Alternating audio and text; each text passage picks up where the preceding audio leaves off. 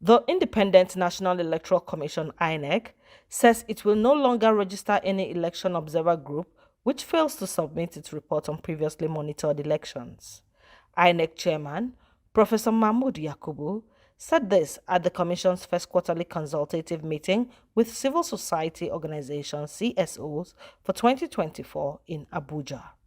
Going forward, the Commission will operate strictly on the policy of no observation report, no accreditation.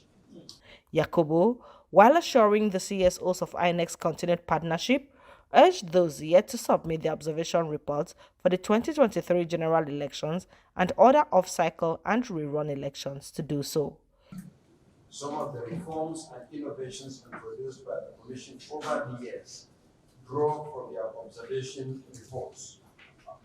However, while many of you have submitted their reports, some accredited observers are yet to do so for the general election, supplementary elections, off-cycle elections, by-elections, and rerun elections.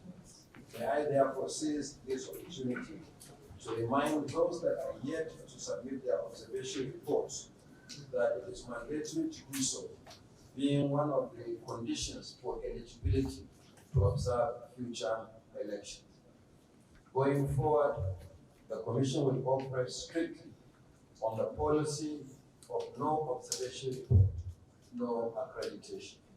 Yakubu also advised CSOs to engage and observe political parties' primaries for under-governorship election to ensure inclusivity and credibility. Turning to Ondo State, political parties will commence their primaries for the governorship election in the next 2 weeks. 16 political parties out of 19 have so far indicated interest in participating in the election. I urge civil society organizations to engage with political parties and observe their primaries, just as we engage with INEC and deploy observers to the main election conducted by the Commission. By doing so, you will strengthen your advocacy, particularly for inclusivity for groups such as women, youth, and persons with disability that are underrepresented in elected offices at national and state level. In her remarks, the Executive Director, Sustainable Gender Action Initiative, Mrs. Mufuliat Fijabi, pledged that the CSOs would also scale up their observations of parties' primaries, leading to the emergence of candidates for elections. We have also taken very seriously the very important need for an inclusive democratic process driven by the kind of election that we all work together to have in this country.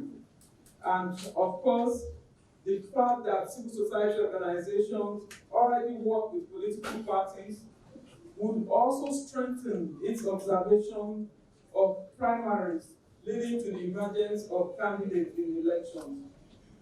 Most importantly, based on the fact that there is need for an inclusive election that truly reflects the representation of the people we have in Nigeria, especially the need for more women's inclusion, youth inclusion, as well as persons with disabilities.